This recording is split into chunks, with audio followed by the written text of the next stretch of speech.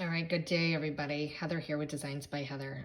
Today, I'm going to run through a few tricks that I use when I am using or creating a jig. Some things that help you realign them the next time you use them, if you're using a reusable one. Some people won't because it seems like things never line up. And so I just want to give you a few tricks that might help solve some of that problems. I have a Glowforge, so this is what I use. First things first, the bed in mine, I always have these on the sides. They help hold down my wood if I need them to, but they also align my sheet of Glowforge wood so that it fits perfectly in my screen and I can use every last little inch that I possibly can. So if I keep one here, as you can see, it's nice and tight up to that. And then I keep these two on the side. My sheets always line up in the corner on my bed. And I can use this whole sheet as much of it as I possibly can that fits in my screen in the Glowforge interface. So that's that. This is a 1/4 inch, if that's what you want to call it. Material, it varies when I have to get new ones, so sometimes this changes a little bit. That actually measures 0.16. So that's the material I currently have for my little, what do you call these little doodads? These little pins, okay? So anyway, that's that. If I have some thinner ones with like 1/4 inch material, then I might have to adjust this a little bit. But that's where my Glowforge panels always sit, in this far corner. Okay, when I have to use a jig, and it's say for like knives, when I have to take out my crumb tray, but I have to put some wood panels underneath. How do you line that up, right? So something that I have done, sorry for all the movement here, is I have created basically the top part of my crumb tray. I have made lines where that piece of wood sits. You can see this front line and this line going up so that I can place my piece of wood. Let's pretend this is a full sheet, and that's where that would sit. So I can line it up with that line there and this line over on the side. And that way I know that this piece is sitting in the same exact spot that it would be sitting if it were on my crumb tray, okay? That's important, and you'll find out why soon, okay? So I would just put all my wood underneath, stick my jig on top. Let's say we were using this, right? So I would line all of these sheets up in this corner and then line them up with my lines, okay? So whenever I use a jig, I don't know if I have it on this one actually. Let me find my wristlet one. Hold on. Oh, of course I'm not gonna be able to find it. And don't you know, I just used it the other day. Oh, I think it's right in here actually.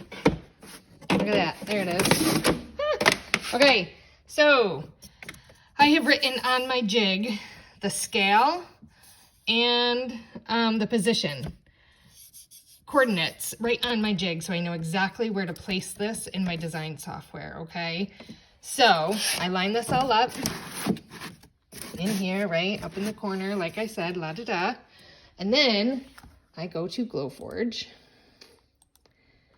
and I can pull up my wristlet jig. Now I already have like this done with like all my designs in there, okay? I might have to set my camera down here.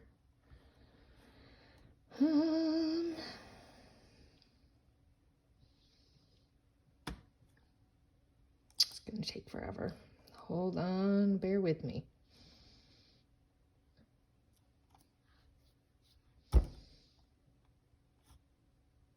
Did I just X out of that? I don't know what I just did. Hold on. Now sure.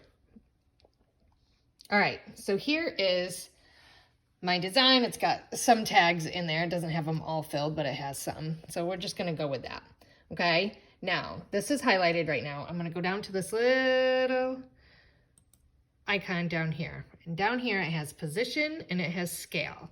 Now, you remember those coordinates, right, that I wrote down when I made my jig. This is the position and the scale that this jig was when I made it the very first time, okay? So we're gonna put in those coordinates. And I'm just gonna type those in here. Position was 9.867 and 5.536. Okay. And then my scale, 17.45, that's correct, 9.622. That came up correctly. This is important because every now and then I hear stories about people's sizing changing for no apparent reason. It's just different. So you want to make sure that your scale is accurate. And you can unlock this and then change these each individually. So just unlock and then change these if you need to, if they're not right. Okay? So now what you're gonna do, let me line this up for just a minute. Let me see if I can put this on something.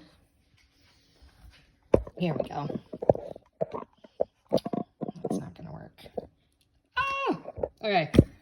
Maybe my fun little, all right. So I'm just gonna take all these. This jig can actually go right on my head. So we're just going to slide this baby back in here. When I engrave knives, I have to use wood pieces. So I'm just sticking that in there, pulling this down to that corner where all of my things sit, okay? So that's that. Now we're going to close that up. Now, it should show up in Glowforge. Oh, how would I turn my machine on, hey? I forgot to do that. I'm not really going to engrave anything. So, while we are waiting, we can go over here.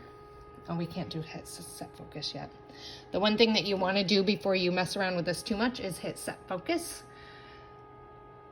And I usually center it like on one of these here that are kind of in the middle is usually the best place to do that. We can check our settings, thick maple plywood. Make sure that you have your settings over here correct. So you want to engrave. I usually do draft graphic.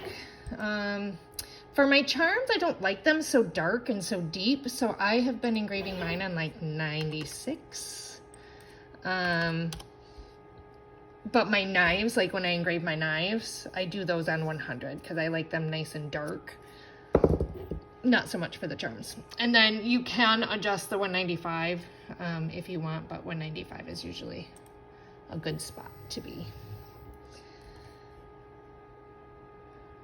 I don't know what I have going on here or here. Oh, those are scores. And that's an ignore. And always, always, always ignore your jig. When you get ready to engrave, unless you're cutting your jig at the time, make sure that you hit ignore. Okay. Wow, this is taking forever, Glowforge. Okay, so there we go. That pretty much lines up right now, but now we're gonna hit set focus and we're gonna focus it on that one right there. Now, one thing that you can do, and let me see if I have a rule anywhere. My mess over here. If you have any blue painter's tape, I have a rule floating around somewhere. You can cover your surface with blue painter's tape and score on like 401 as your settings. And it'll score just lightly, and then you can see if everything's lined up, okay? Oh, always something. Okay, we got to put a charm in so we can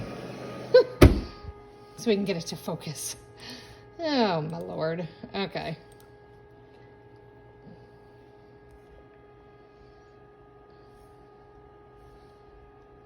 La da da.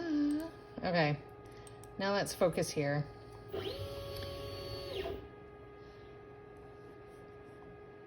And the only one I want to know that is centered is this one that I'm focusing on. So I can blow my screen up a little bit.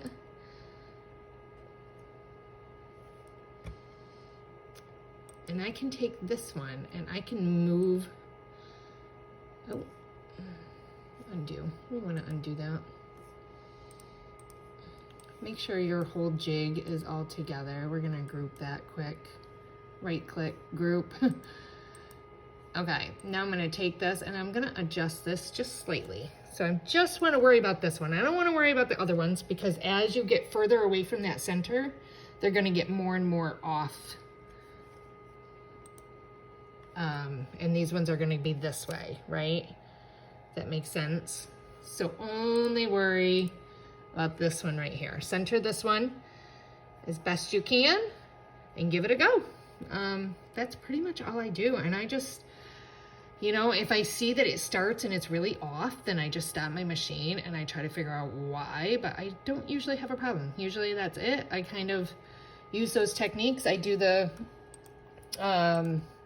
scale and the position. I make sure that those are always the same. I always put it in the same exact spot in my machine. I use the blue painter's tape if I need to, and I can cover like my disc, one of them, and just do a test to see if that works. You can just, in your design, make one a different color, and that way when you bring it into Glowforge, you can like score that as a test before you do a whole tray of them. So I hope that that helps. If you have any questions, feel free to reach out and let me know, and I can try to see what I can do to help you.